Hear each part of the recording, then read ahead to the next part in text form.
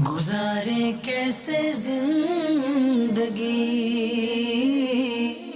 آؤ علماء سے پوچھ لیں، آئے جو مشکل پیش کوئی، آؤ علماء سے پوچھ لیں۔ الحمدللہ رب العالمین والصلاة والسلام علی سید المرسلین، اما بعد فاعوذ باللہ من الشیطان الرجیم، بسم اللہ الرحمن الرحیم۔ الصلاة والسلام علیک یا رسول اللہ وعلی آلک واصحابک یا حبیب اللہ۔ الصلاة والسلام علیک یا نبی اللہ وعلی آلک واصحابک یا نور اللہ۔ میٹھے میٹھے اسلامی بھائیوں اور مدنی چینل کے ناظرین، سلسلہ دارالفتہ اہل سنت میں حاضر ہیں انشاءاللہ عز و جل۔ آج ایک نئے موضوع کے ساتھ ہم اس سلسلے میں شامل ہوں گے جس پر گفتگو ہوگی۔ اگر آپ آخر تک شامل رہیں گے تو اس موضوع سے متعلق اہم معلومات آپ کو حاصل ہوگی، اور موضوع ہے رہن، اور اردو میں گروی رکھوانے کے حوالے سے بہت مشہور ہے، چیزیں گروی رکھوائی جاتی ہیں، تو انشاءاللہ اس پر گفتگو ہوگی۔ ابتداءً درود پاک کی فضیلت کے فرمان مصطفیٰ صلی اللہ تعالی علیہ وسلم ہے کہ جس نے دن اور رات میں میری طرف شوق و محبت کی وجہ سے 3 مرتبہ درود پاک پڑھا، اللہ تعالیٰ پر حق ہے کہ وہ اس کے اس دن اور اس رات کے گناہ بخش دے۔ صلو علی الحبیب صلی اللہ تعالی علی محمد صلی اللہ علیہ وسلم۔ مفتی صاحب تشریف فرمائے۔ پہلا سوال میں عرض کروں گا، حضور ارشاد فرمائیں کہ رہن کسے کہتے ہیں اور اس کی شرعی حیثیت کیا ہے؟ کیا ایسا کرنا جائز ہے؟ کیا فرمائیں گے؟ الحمدللہ رب العالمین والصلاة والسلام علی سید المرسلین، اما بعد فاعوذ باللہ من الشیطان الرجیم، بسم اللہ الرحمن الرحیم۔ رہن اردو میں جس کو گروی رکھنا کہتے ہیں، تو لغوی طور پہ کسی چیز کو روکنا یہ رہن کہلاتا ہے، اور اصطلاح میں رہن اسے کہتے ہیں کہ دوسرے کے مال کو اپنے حق کے عوض روکنا، کہ جس کے ذریعے سے اپنا حق وصول ہو سکے، اس کو رہن کہتے ہیں۔ جیسے کوئی کسی کے پاس آتا ہے، کہتا ہے کہ مجھے اتنا قرض دے دو، وہ کہتا ٹھیک ہے میں تمہیں قرض دوں گا، لیکن تم میرے پاس کوئی چیز گروی رکھوا دو، رہن رکھوا دو، تو وہ چیز اس کے پاس وہ رہن رکھوا دیتا ہے، یعنی گویا کہ دوسرے کے مال کو اپنے حق کے عوض رہن رکھوا رہا ہے، صحیح، اس کو گروی رکھنا بھی کہتے ہیں۔ تو اس کا ثبوت جو ہے یہ قرآن و حدیث سے ثابت ہے، اس کا جواز، اور یہ بالاجماع جائز ہے، ٹھیک ہے۔ قرآن مجید میں اللہ تبارک تعالیٰ ارشاد فرماتا ہے کہ وَإِن كُنتُمْ عَلَى سَفَرٍ وَلَمْ تَجِدُوا كَاتِبًا فَرِهَانٌ مَقْبُوضَةٌ، کہ اگر تم سفر میں ہو اور لین دین کرو اور کاتب نہ پاؤ کہ جو دستاویز لکھ پائے، صحیح، تو فرمایا ہے کہ تو گروی رکھنا ہے جس پر قبضہ ہو چکے، فریحان، تو ریحان وہی گروی رکھنا، ٹھیک۔ اسی طرح اس آیت مبارکہ میں تو سفر میں، حالت سفر میں گروی رکھنے کا ذکر ہے، ٹھیک ہے، اور ویسے آپ علیہ الصلوۃ والسلام کے فعل سے یہ ثابت ہے کہ آپ نے مدینہ شریف میں ایک آپ نے اپنی زرہ رہن رکھوائی تھی، جس کا ذکر بخاری شریف، مسلم شریف میں ہے کہ عائشہ صدیقہ رضی اللہ تعالی عنہا سے مروی ہے کہ رسول اللہ صلی اللہ تعالی وسلم نے ایک یہودی سے غلہ ادھار لیا تھا، اور اپنی لوہے کی جو زرہ تھی وہ اس کے پاس رہن رکھوائی تھی، اور یہ آخر تک ہی رہی تھی آپ کے پردہ فرمانے تک۔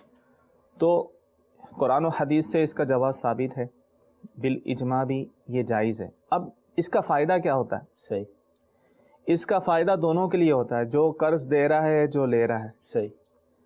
قرض جو لے رہا ہے اس کا فائدہ تو یہ کہ کس وجہ سے اس کو قرض مل جاتا ہے، اور جو قرض دے رہا ہے اس کا فائدہ یہ ہے کہ اس کو اطمینان ہو جاتا ہے کہ اب میرا پیسہ نہیں ڈوبے گا، صحیح، گویا کہ اس کو ایک طرح سے وصولیہ بھی ہو جاتی ہے، ٹھیک ہے۔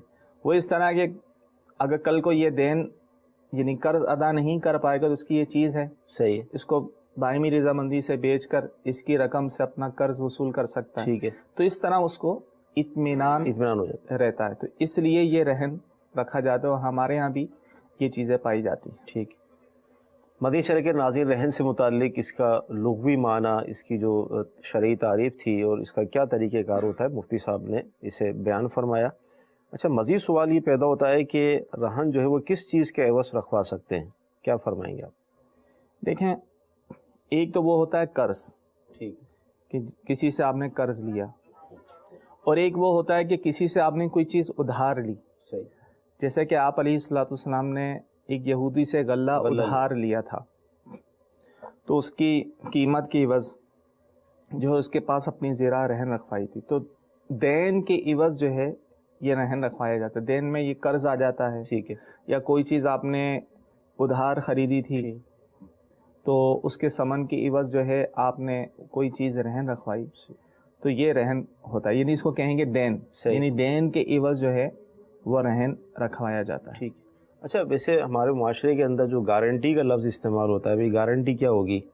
یعنی وہ بعض اوقات یہ ہوتا ہے کہ اپنے موٹر سائیکل کے کاغذات آپ جمع کروائیں یا اس طرح کی چیز، تو یہ وہ رہن والی صورت ہے؟ دیکھیں، گارنٹی شریعت نے دو چیزوں سے رکھی ہے، ٹھیک ہے، ایک تو گارنٹی رہن سے ہوتی ہے، صحیح ہے، اور دوسری گارنٹی ہوتی ہے کفیل سے، ضامن سے۔ ٹھیک ہے، تو جو ضامن ہوتا ہے، کفیل ہوتا ہے، یعنی کہ بولے اب کوئی بندہ لے کر آؤ جو تمہاری ضمانت دے اس بات کی، تو یہ دو چیزیں ہیں، ٹھیک ہے، کہ اس سے گارنٹی ہو سکتی ہے اور تیسری چیز نہیں۔ ٹھیک۔ مدنی چینل کے ناظرین، کسی چیز کو گروی رکھوانے کے حوالے سے جو شرعی حکام ہے، جس کو شرعی اصطلاح میں رہن کہتے ہیں، اس پر ابھی یہ سلسلہ ہمارا شروع ہوا ہے، گفتگو شروع ہوئی ہے۔ اس کے اندر بہت ساری ایسی باتیں ہیں جو ہمارے معاشرے کے اندر رائج ہیں، جو کہ جائز نہیں ہیں، تو انشاءاللہ ابھی آگے ہم اس پر چلیں گے۔ آئیے آپ کی کالز کو ہم شامل سلسلہ کرتے ہیں۔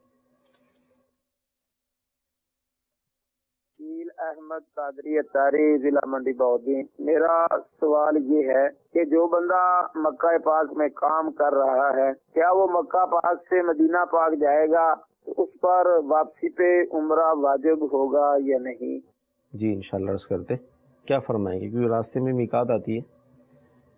دیکھیں، کوئی اگر مکے میں کا رہنے والا ہو یا مکے میں کام کرتا ہو، وہ اگر میقات سے باہر جائے گا، جیسے مدینہ شریف حاضری کے لیے جا رہا ہے، تو واپسی جب وہ مکہ آئے گا تو اس پر لازم ہوگا کہ میقات سے احرام باندھے، ٹھیک ہے، اگرچہ اس کے عمرے کی نیت نہ بھی ہو، صحیح، وہ حرم شریف میں داخل ہو رہا ہے، حدود حرم میں، تو کسی بھی نیت سے، چاہے اپنے کام کاج کی نیت سے داخل ہو رہا ہے، تو اس پر یہ احرام، عمرے کا احرام باندھنا یہ لازم ہوگا۔ اکثر وہاں کے جو لوگ ہوتے ہیں، وہاں کے رہنے والے یا وہاں کام کاج کرتے ہیں، وہ یہ سمجھتے ہیں کہ ہمارے لیے یہ ضروری نہیں ہے، صحیح، وہ میقات سے باہر بھی جاتے ہیں اور ویسے بھی آ جاتے ہیں، تو اس صورت میں وہ گناہ گار ہوں گے۔ ہاں، میقات کے اندر ہے، جیسے مکے سے جدہ شریف، جدہ جو ہے میقات سے اندر آتا ہے، جدہ شریف جا سکتے ہیں، وہاں سے بغیر احرام کے آ سکتے ہیں جبکہ عمرے کی نیت نہ ہو، لیکن جب میقات سے باہر چلے گا، مدینہ شریف جو ہے وہ میقات سے باہر ہے، تو وہاں سے جب دوبارہ مکے حاضری ہوگی تو انہیں جو ہے میقات سے عمرے کا احرام باندھنا ہوگا۔ اور ٹیکسی والے، بسیں والے جو یہ سواریاں آگے پیچھے کرتے ہیں، ان پر بھی یہی ہوگا؟ ان کے بھی یہی ہوگا کہ اگر وہی مکے میں آتے ہیں اور میقات سے باہر سے آ رہے ہیں، صحیح، تو ان پر بھی احرام باندھنا لازم ہوگا۔ اگر بغیر احرام کے وہ میقات سے گزر گئے، مکے میں آ گئے، تو ان پر دم لازم ہوگا۔ اللہ۔ مزید کال۔ زکوٰۃ کے لیے کتنی رقم ہونی چاہیے جس پر زکوٰۃ ہوتی ہے؟ زکوٰۃ کے لیے کتنا رقم ہونی چاہیے؟ دیکھیں، اگر کسی کے پاس سونا چاندی نہ ہو اور رقم ہے، اب کتنی رقم ہو تو اس پر زکوٰۃ ہوگی، تو اس کے لیے یہ ہے کہ کسی کے پاس اگر 52.5 تولہ چاندی کے برابر رقم ہو ضرورت سے زائد، اور اس پر سال گزر جائے تو اس پر زکوٰۃ فرض ہوتی ہے۔ اور 52.5 تولہ چاندی کتنی ہوتی ہے، یہ ہر شہر میں معلوم کی جا سکتی ہے کہ اس کا ریٹ کیا ہے فی تولہ چاندی کا۔ تو 52.5 تولہ چاندی کے برابر جو رقم ہو اور وہ ضرورت سے زائد ہو اور اس پر سال گزر جائے تو اس پر زکوٰۃ ہوگی۔ ٹھیک۔ مدنی چینل کے ناظرین، آپ کے SMS، کالز، ویڈیو کال بھی شامل سلسلہ ہوتی ہیں۔ آئیے ایک ویڈیو سوال بھی ہم شامل کرتے ہیں۔ میرا نام حفیظ الرحمان ہے۔ میرا یہ مسئلہ ہے کہ جب بندہ کوئی نماز ادا کر رہا ہو اس میں برے خیالات تو اس سے نماز ٹوٹ جاتی ہے؟ جی حضور کیا فرمائیں گے نماز کے اندر برے خیالات کا آنا یا توجہ کا بٹنا؟ دیکھیں نماز کے اندر اگر برے خیالات آتے ہیں تو اس سے نماز نہیں ٹوٹتی. صحیح. حتی الامکان کوشش یہی کرنی چاہیے کہ خیالات سے بچیں. صحیح. اور مکمل توجہ جو ہے وہ نماز کی طرف ہی ہو. صحیح. لیکن بالفرض بعض اوقات ایسا ہوتا ہے کہ توجہ بڑھ جاتی ہے. صحیح. تو اس صورت میں یہ ہے کہ نماز تو جو ہے وہ ہو جائے گی لیکن جتنی توجہ اس کی نماز کی طرف ہوگی اتنا ہی اس کو زیادہ ثواب ملے گا. تو حتی الامکان کوشش یہی کی جائے کہ توجہ اگر کہیں جاتی بھی ہے تو فوراً نماز کی طرف ہی مبذول کی جائے. مدنی چینل کے ناظرین کو ہم یہاں پر ایک مدنی مشورہ یہ پیش کریں گے کہ یعنی یہ غور فرمائے کہ ہم جو نماز پڑھتے ہیں اس کے اندر جو تلاوت کرتے ہیں اذکار وغیرہ جو پڑھے جاتے ہیں کیا اس کے معنی ہمیں پتہ ہیں؟ عموماً اس کے معنی پتہ نہیں ہوتے. اب جیسے سورہ فاتحہ ہم پڑھتے ہیں اس کا ترجمہ کیا ہے یہ پتہ ہی نہیں ہے. سورہ اخلاص یا دیگر صورتیں جو پڑھتے ہیں اگر ان کے معنی ہم جان لیں کہ ان کا معنی کیا ہے تو یوں اگر ان معنی پر غور کرتے ہوئے نماز ادا کی جائے تو یوں توجہ آپ کی اب نماز پر آ جائے گی کیونکہ وہ پتہ نہیں ہوتا اور زبان پہ ہمارے رٹے ہوئے ہوتے ہیں یہ کلمات تو یوں وہ کلمات ادا ہو رہے ہوتے ہیں اور ہمیں پتہ نہیں ہوتا کہ ہم کیا پڑھ رہے ہیں. تو لہذا یہ بھی ایک طریقہ ہے نماز کے اندر اپنی توجہ کو باقی رکھنے کا. اچھا حضور یہ ارشاد فرمائیں کہ رہن پر ہماری گفتگو چل رہی ہے اب کسی کے پاس کوئی چیز گروی رکھوائی اور وہ ضائع ہو گئی ضائع ہونے کے ظاہر اسباب بھی ہوتے ہیں تو کیا فرمائیں گے اب حکم کیا ہوگا؟ دیکھیں جس کے پاس کوئی چیز گروی رکھوائی جاتی ہے تو وہ اس کے پاس جو ہوتی ہے بطور ضمان کے ہوتی ہے. یعنی وہ عین چیز تو امانت ہوتی ہے لیکن مالیت کے اعتبار سے وہ بطور ضمان کے ہوتی ہے. مطلب اس کا یہ ہے کہ اگر وہ چیز ضائع ہو گئی تو اب یہ دیکھا جائے گا کہ اس کا قرض کتنا تھا اس کا دین کتنا تھا. مثال کے طور پر اس نے 1000 روپے قرض لیا. صحیح. اور جو چیز اس کے پاس رہن رکھوائی گئی تھی اس کی قیمت بھی 1000 روپے ہے یا 1000 سے زیادہ ہے. تو اب وہ چیز ہلاک ہونے کی وجہ سے ضائع ہونے کی وجہ سے اس کا قرض بھی ختم ہو گیا ساقط ہو گیا. اب کچھ لینا دینا نہیں. صحیح. اور اگر جو چیز گروی رکھوائی ہے رہن رکھوائی ہے اس کی قیمت قرض سے کم ہے. مثال کے طور پر قرض تو 1000 ہی تھا لیکن جو مقروض تھا اس نے جو چیز رہن رکھوائی تھی گروی رکھوائی تھی اس کی قیمت بالفرض 500 روپے. صحیح. اب وہ چیز ہلاک ہو گئی تو 500 ہی اس قرض میں سے منہا ہوں گے. صحیح. اور بقیہ 500 جو ہے اس کو قرض کی ادائیگی کرنی ہوگی. تو جس کے پاس جو چیز رکھوائی جاتی ہے یہ بطور ضمان کے ہوتی ہے. صحیح. یعنی اگر سمجھیں اس کے بعد ہلاک ہوگی تو وہ اس پر تاوان ہوتا ہے. صحیح. تاوان ہوتا ہے تو اسی وجہ سے اس کا جو قرض ہوتا ہے اس میں سے وہ منہا ہو جاتا ہے. اگر برابر ہے تو پورا ساقط ہو جاتا ہے. ٹھیک. مدنی چینل کے ناظرین جامعۃ المدینہ کے طلباء کرام بھی ہمارے اس سلسلے میں عموماً شرکت کرتے ہیں. آئیے دیکھتے ہیں کہ یہ کیا سوال کر رہے ہیں. جی السلام علیکم ورحمۃ اللہ وبرکاتہ. وعلیکم السلام ورحمۃ اللہ وبرکاتہ. مفتی صاحب سے میرا یہ سوال ہے اگر عورت شوہر سے قرآن پر ہاتھ رکھ کر قسم کھاتی کہ میں تجھ سے بات نہیں کروں گی اس کے بعد وہ قسم توڑ دیتی ہے اور بات کر لیتی ہے تو اس کا کیا کفارہ ہوگا؟ جی کیا اولاً تو یہ عورت نے جو قسم کھائی ہے یہ قسم ہی درست نہیں ہے. یعنی اس طرح قسم کھانا ہی جائز نہیں. اب اس نے قسم کھائی کہ میں تجھ سے بات نہیں کروں گی. اب ظاہر بات کرنے کی تو حاجت ہے. اب اس نے قسم توڑ دی یعنی بات کر لی تو اس صورت میں قسم توڑنے کا کفارہ دینا ہوگا. قسم توڑنے کا کفارہ یہ ہے کہ 10 مسکینوں کو 2 وقت کا کھانا کھلایا جائے یا ان کو کپڑے پہنائے جائیں. ٹھیک ہے. یا رقم ہے تو وہ دی جائے 10 مسکینوں کو 10 فطرے کی رقم. اگر اس کی استطاعت نہیں رکھتے تو پھر لگاتار 3 روزے رکھنے ہوں گے. مدنی چینل کے ناظرین قسم کے حوالے سے امیر اہل سنت نے ایک رسالہ تحریر فرمایا ہے قسم کے مدنی پھول. بہت پیارا رسالہ ہے. اگر آپ اس کا اول تاخیر مطالعہ کر لیں گے تو مزید آپ کو اس موضوع سے متعلق معلومات حاصل ہوگی. اچھا حضور یہ ارشاد فرمائے کہ اب کسی چیز کو ہم نے گروی رکھوایا. مثال کے طور پر موٹر سائیکل ہے وہ ہم نے رکھوائی.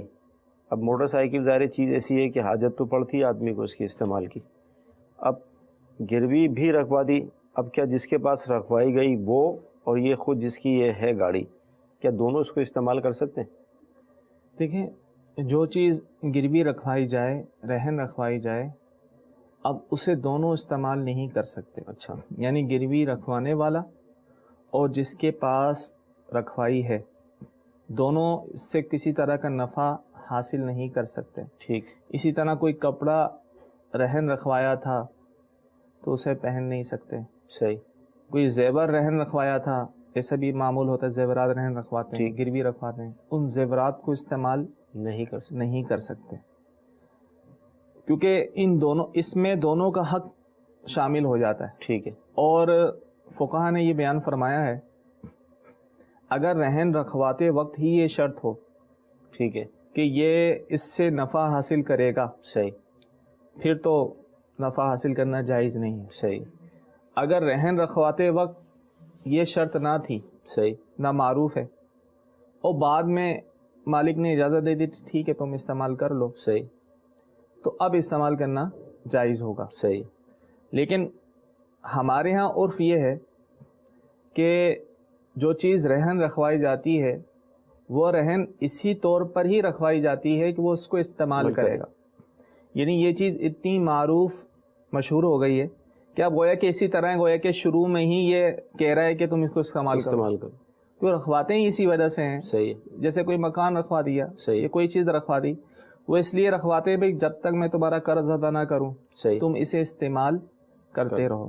تو یہ ناجائز و حرام اور سود ہو جاتا ہے. اچھا، لہذا رہن کی چیز اس طرح استعمال نہیں کر سکتے. ٹھیک ہے. ایک جائز صورت تھی جو آپ نے بیان کر دی، وہ بھی ابتداء نہ ہو، شرط نہ ہو. ٹھیک ہے، کہ بھائی یعنی یہ شروع میں یہ نہ کہا ہو کہ تم اس کو استعمال کرنا، کوئی شرط نہ ہو اور معروف بھی نہ ہو. ٹھیک ہے نا. ٹھیک ہے. لیکن صدر الشریعہ علیہ رحمہ نے بہار شریف میں یہی لکھا، ٹھیک ہے فقہا نے یہ مسئلہ بیان فرمایا ہے، صحیح، لیکن ہمارے ہاں عرف ہی یہی ہے اللہ کہ لوگ جو رکھواتے ہی اسی لیے رکھواتے ہیں کہ اس کو استعمال کریں، وہ جائز نہیں ہے. اور جب اسی لیے رکھواتے ہیں تو گویا کہ ایسے ہی ہوا جیسے شروع میں شرط رکھنا ہوا. ٹھیک ہے. لہذا اس کا استعمال کرنا جائز نہیں ہوگا.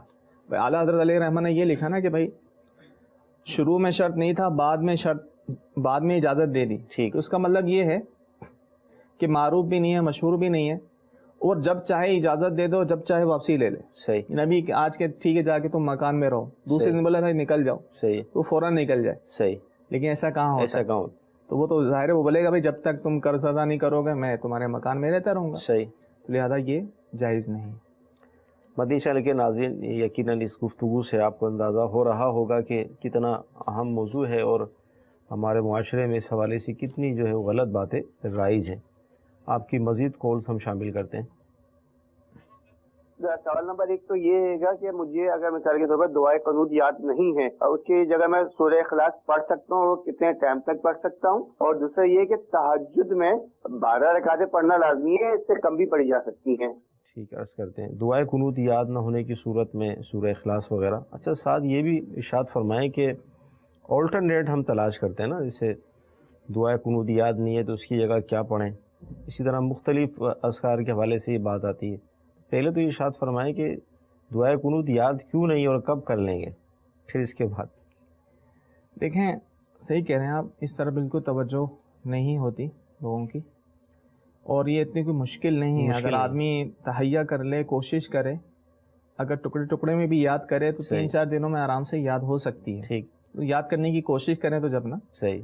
اور دیکھیں یہی جو دعائے قنوت جو معروف ہے، اللہم انا نستعینک، یہ والی دعا، یہ پڑھنا سنت ہے. ٹھیک.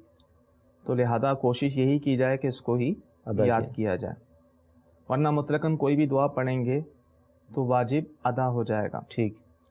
اب بہتر تو یہی ہے کہ اگر کوئی اسے دعائے قنوت خاص یہ والی دعا نہیں آتی، صحیح، تو کوئی اور دعائے معصورہ جیسے اللہم ربنا آتنا فی الدنیا حسنۃ وفی الآخرۃ حسنۃ وقنا عذاب النار، یہ دعا پڑھ لے، یا 3 دفعہ یہ کہہ لے کہ اللہم اغفر لی، ٹھیک ہے، یا ربی یا ربی یا ربی.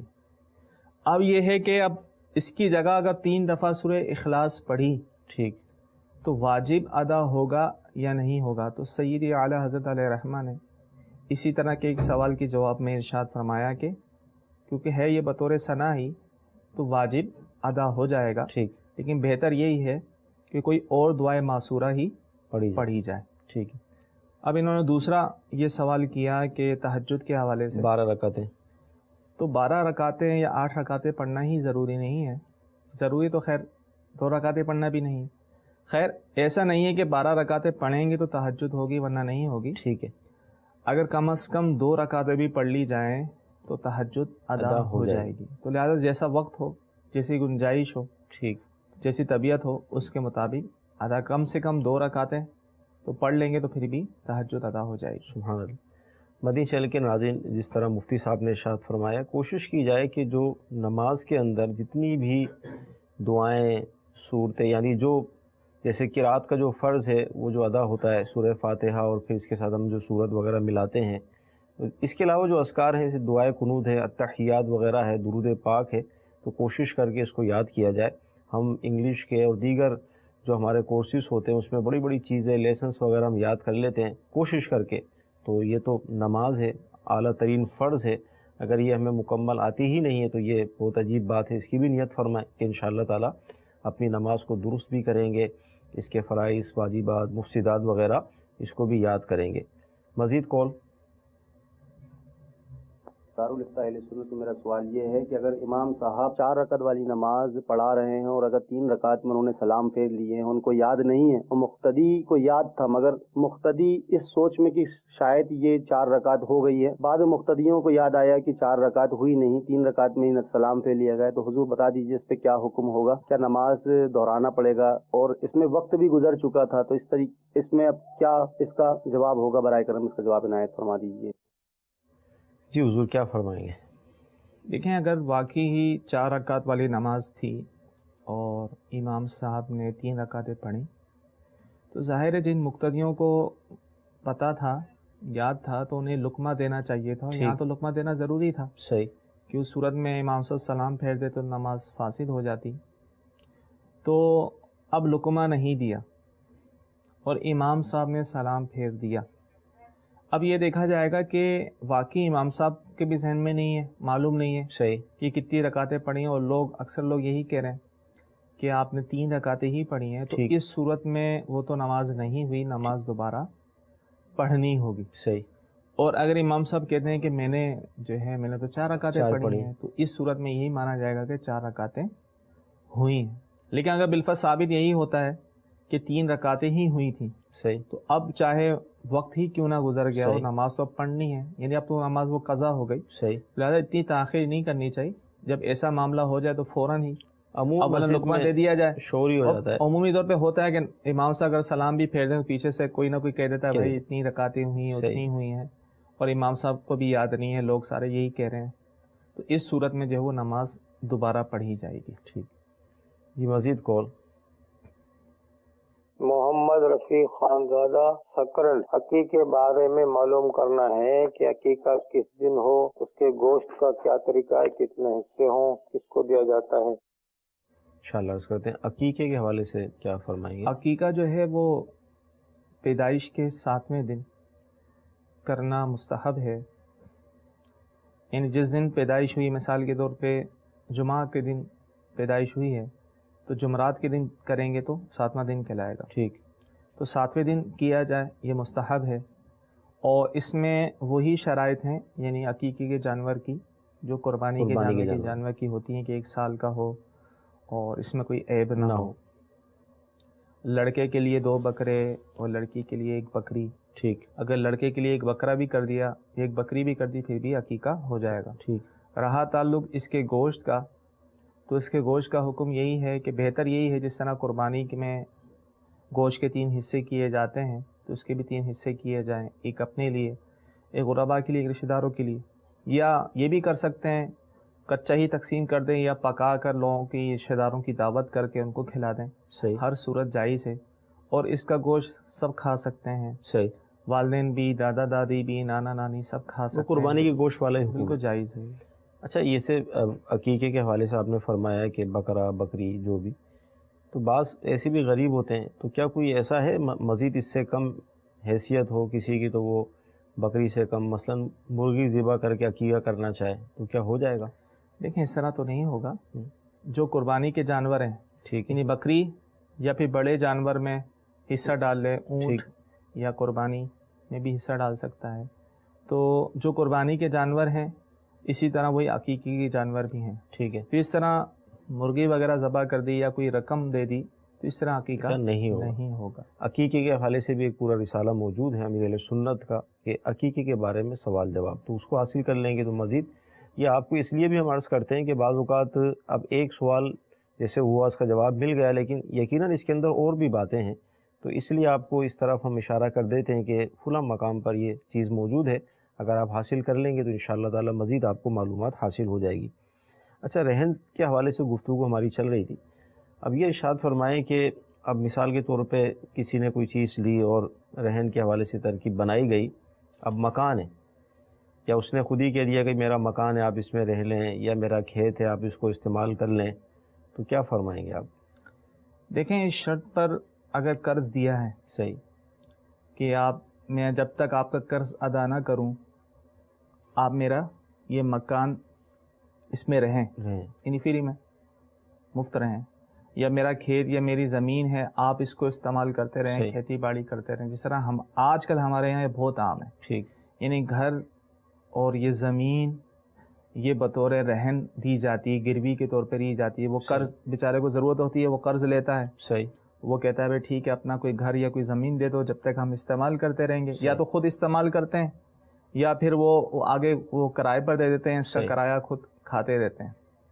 تو یہ صورت جائز نہیں ہے صحیح، اور یہ حرام ہے، اور یہ سود ہے سیدھا سیدھا، کیونکہ یہ قرض پر نفع والی صورت ہے. صحیح، اور حدیث میں آیا کہ ہر وہ قرض جو نفع کو کھینچے، صحیح، جس سے نفع حاصل ہو، تو وہ سود ہوتا ہے. اب اس قرض میں شرط یہ رکھ رہے ہیں نفع کی کہ ٹھیک ہے جب تک میں تمہارا قرض ادا نہ کروں تو میرے مکان میں رہتے رہو، صحیح، میرا کھیت استعمال کرتے رہو. تو یہ رہن کی صورت میں تو داخل نہیں ہے، اس کو کہتے ہیں اجارہ فاسدہ. ٹھیک ہے، یعنی اب جو ہے اس نے جو اپنا مکان دیا ہے یا اپنا کھیت دیا وہ مفت تو نہیں دیا، صحیح. قرض کے عوض دیا ہے، صحیح. ان مفت دینے پر راضی نہ ہوا.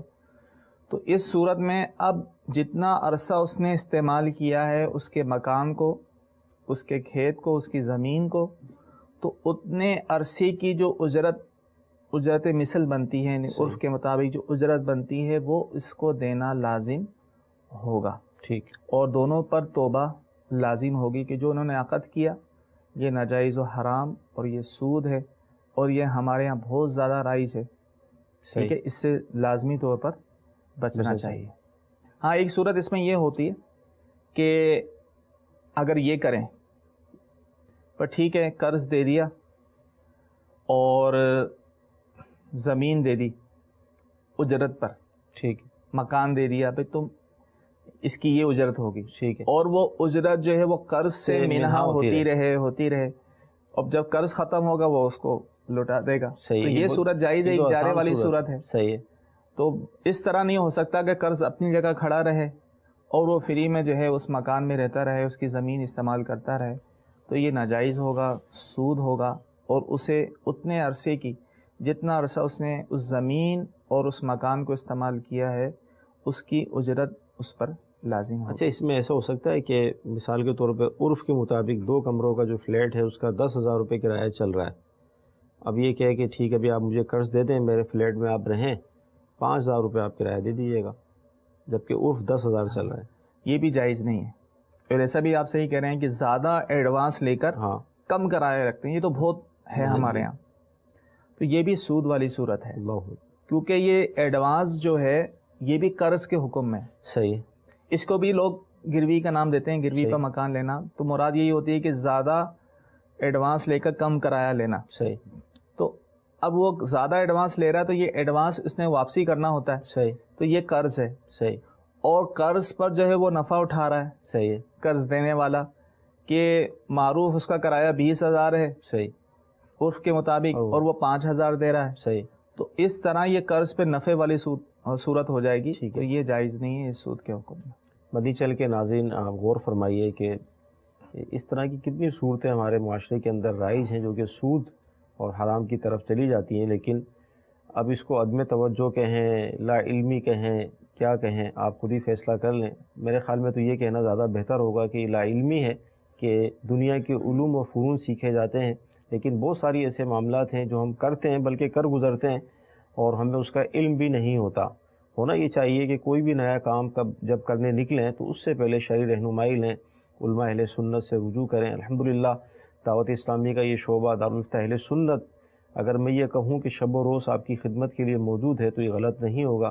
یعنی آپ دیکھیں اس وقت بھی رات ہو رہی ہے نا، سورج تو غروب ہو چکا، لیکن یہ خدمت ہی ہو رہی ہے کہ اس وقت ایک اہم موضوع پہ گفتگو ہو رہی ہے، آپ کی کالز کو شامل سلسلہ کیا جا رہا ہے، تو یہ آپ کی خدمت کے لیے موجود ہے۔ جو بھی نیا کام کریں یا کر رہے ہیں جس میں آپ کو اشکال پیدا ہوتا ہے، آپ تشریف لائیں، انشاءاللہ عز و جل شرعی رہنمائی آپ کو دی جائے گی، اور پھر جو بھی صورتیں ہوں گی اس حوالے سے اس کا حکم بھی بیان کر دیا جائے گا۔ مزید کال ہم شامل کرتے ہیں۔